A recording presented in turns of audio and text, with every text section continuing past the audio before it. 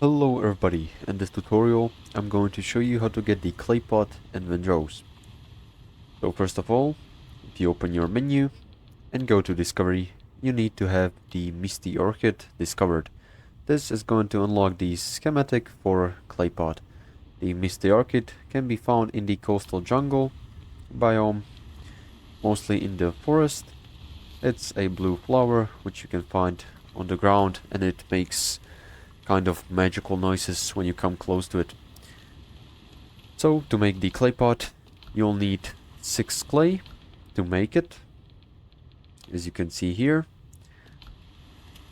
And clay can be found also in the jungle biome near the line where the sand meets the forest. This is the most typical place where you can find the clay. Now in the workbench we can scroll down and craft the clay pot. This is gonna be all.